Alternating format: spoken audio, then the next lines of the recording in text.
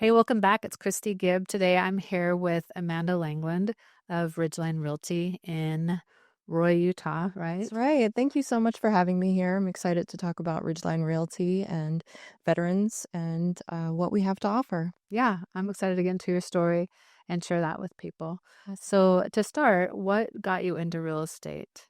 Well, it's kind of a crazy story. I was actually living in England before we PCSed or got transferred here to Utah. We were excited to buy a house. We were a new family and we had a little 1-year-old, and it was 2007. So it was a crazy time. Everyone knows what happened in 2008, but I'll just remind you all the prices were pretty high still in 2007. And we started looking around, and single family homes were out of our budget. And the ones that were in our budget were they needed some TLC, and being a military spouse, I could not take the risk of having to do maintenance or anything like that while, that was happening. We ended up buying a new construction townhome, which was perfect for us, perfect for our family. It was at the top of our price range, so we ended up using a Utah Housing Corp finance loan, which I'm sure you could go into the different options of what first-time homebuyers could use. But at that time, it just covered 100% finance the mortgage, which was helpful. But then, as you know, what happened, the whole market bottom fell out Yeah. 2008, and we found ourselves underwater, which just means we owed more for than the house was worth at the Mhm. time. So that was a tough place, a scary place to be in as being in the military, because you could be moved at any time. We were there for about 3 years or so, kind of underwater, until we used a program called IRRRL, Mhm. which streamlined the loan. It was an easy process to refinance and get our interest rate lower, which was great. And we were able to get rid of our second mortgage and PMI. So our payment went way down, and we were able to not only get on a level playing field again, but build some equity that we could use down the line. How long were you here in that home? So in that house, we were there about 6 years, 7 years. Oh, okay. Yeah, so quite a while. So we had time to work through all those payments. I mean, we worked our tail off to get those Yeah. payments down because we were a young family. And once we did, our family grew, and it was time to move out. It was time to find something bigger. So we decided to move back on the base at Hill Air Force Base and save up some money. So we lived there for about a year, and we started looking for a larger home. So we found a short sale. I was not too aware of what that meant at the time, Yeah. but we had a great realtor, and she helped us through the process and really inspired me to become a realtor. And just having those people there that were really there for you, to guide you and to show you what options you have, it inspired me. Kind of a long story, but yeah. Well, so that's a really good point, though, is when somebody buys a home, that's not something that you do every day. Most No, it's people very scary. It's Yeah, very most people don't buy a home that often, but realtors and loan officers and title, we are in this every day, right. going through this with different clients. And so we're not experiencing it firsthand all the time, but we are experiencing it right alongside our clients. And so we are able to guide our buyers, and our sellers, in your case, just like your realtor was able to guide you through the process. Absolutely. Absolutely. So with a short sell, did that take an extra long time to It close? was on the market for quite a long time, so I think we got in at a good time to put in an offer, but we managed to use a VA loan, which it can have its challenges, as you probably know. I had to pass a little bit more of an inspection with safety and things like that. But our realtor and our lender, they were both fantastic, and they worked around all those issues, and they just got it done. Yeah. So using a VA loan for a short sale is probably a little bit of a scary thing if you don't know what you're doing, but Mhm. it can be done. It was done. Yeah. So, Yeah. It's funny because you mentioned that your first home was a new build. uh, Our first home was a new build. really? My husband got out of the service. We were in Washington and we were living in an apartment, and I had like we moved there 6 weeks before I gave birth to our third child. My husband was like, "Oh, we can buy our own home." And I was like, "How? We don't have down payment, but the VA loan is zero down." Yes. So we were able to buy a home, and then the builder covered our closing costs. I wonder if because of the time and the market that you were in, maybe they had to roll your closing costs Maybe. into somehow, and that's why they And were the that's the second. thing. I wish I would have had somebody that was there to tell me what the best options were, Yeah. because I didn't even think about using a VA loan.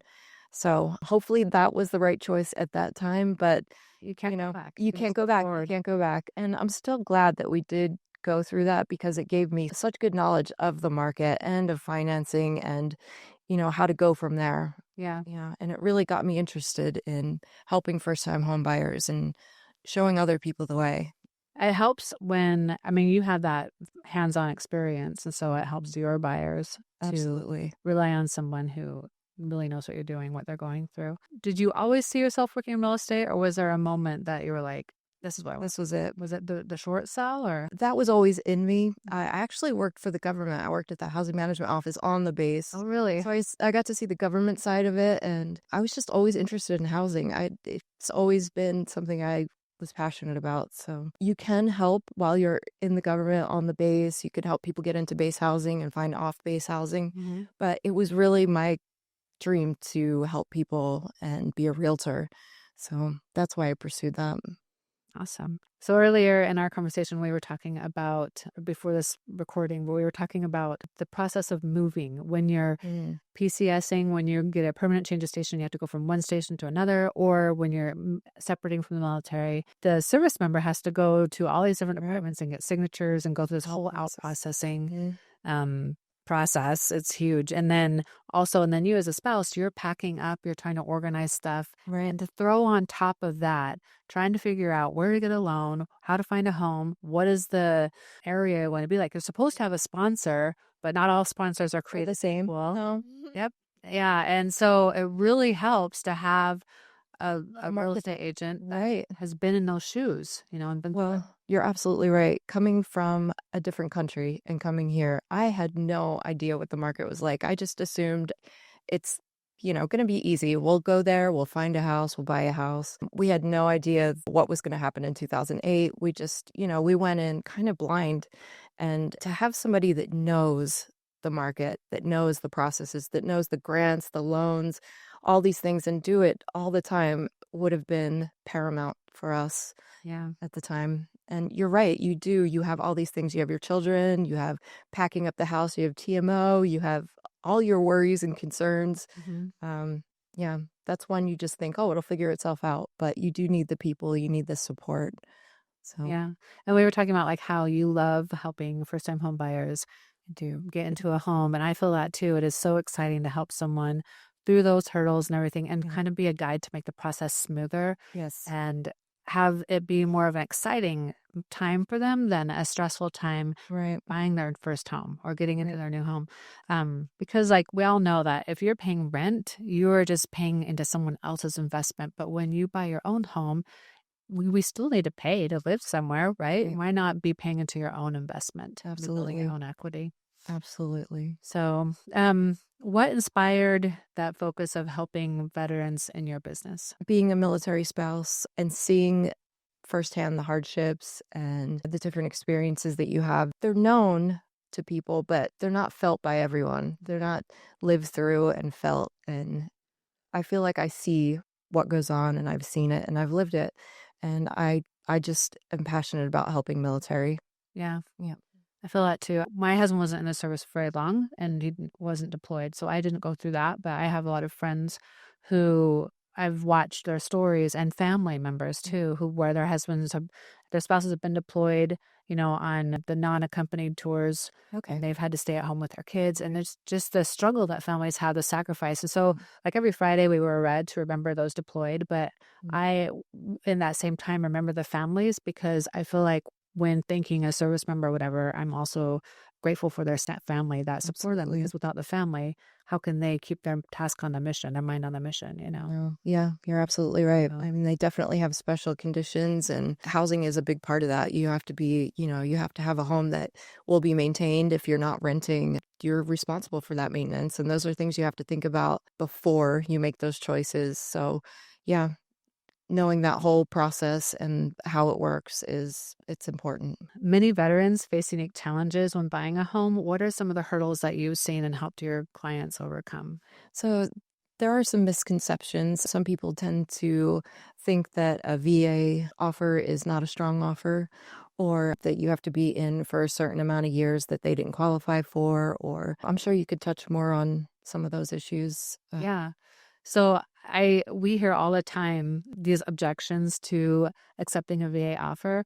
And so I'll frequently educate the listing agent, and I'll help buyers know too. I do a VA home buyer class for people, but let them know that VA buyers statistically are as strong of buyers as conventional buyers, but they're even better poised because they have the VA loan, which is zero down. Zero down, a lot of people associate with the down payment assistance program, which typically is for people who don't have the money. But VA home buyers generally statistically have about 20,000 in assets and liquid assets saved up. Obviously, not all do because that's average across the board. But I found that VA buyers, they do generally have better credit scores. The interest rates are better for VA loans than for conventional, and they don't have to put a down payment. And so that leaves more wiggle room for them with closing costs and so on if they do have those assets set aside. Absolutely. Oh, you mentioned like how long do you need to serve? Some people get caught up on that. If you're active duty, then we need 90 days of active duty service. And then as long as you've been in at least 2 years and fulfilled that part of your contract. If you do have medical discharge, then there can be exceptions for that. Okay. And for people who are National Guard or reserves, we need 6 creditable years of service. So each year that they serve, each year that they're on the list for National Guard and reserves, they get 15 points automatically. And then when they show up for drill, they get 1 more point. So we need at least 16 points per year, but they'll get more than that, if they show up for drill and so on. But if they are deployed on Title 10 orders or even in National Guard, if they're deployed on Chapter 32 orders, which is like for 30 days consecutively, they can add that to other service times for a cumulative 90-day. If they're deployed on Title 10, like for the reserves, if they're deployed on Title 10, it's not for training. It has to be downrange, but for 90 consecutive days, that is active duty. And then they are eligible before that 6-year time period. Okay. So that's one way is you could ask for assignments or whatever, get deployed. Yeah. And have that, but it's not for training. It's for actual service in the field. There's the way that we determine eligibility is to get that certificate of eligibility. Okay. And so I can quickly look that up for someone in the VA portal. And if it doesn't automatically populate, which most of them do, then we'll just get the documents that we need to submit to show that the veteran or the service member does qualify for the VA loan. Okay. So it's good to get the conversation started before you even find the house. It's good to know what your options are. It's good to get with 2 people that you trust, a realtor that you trust, a loan officer that you trust, and see what you can do. See what's going to work for you. So that's the main objective. Yeah. Yep. And but we're working together, you have a strong team with people like for me at Your Mortgage, we have a really strong veteran advocacy team here of loan officers and education and so on. So I'm always diving into that and striving to help our veterans and military members get the best loan possible and have the best process. You guys are awesome. So yeah. Anyway, I'm super excited to work with you too. and help you. If you guys have questions, if you want to reach out to Amanda at Ridgeline Realty, Amanda, how can they best find out how to reach you? You can go to my website. It's www.langelandrealestate.com or call or text 801-678-5516. So thank you so much for having me here. This has been fun. Yeah, thanks for joining us. I appreciate it.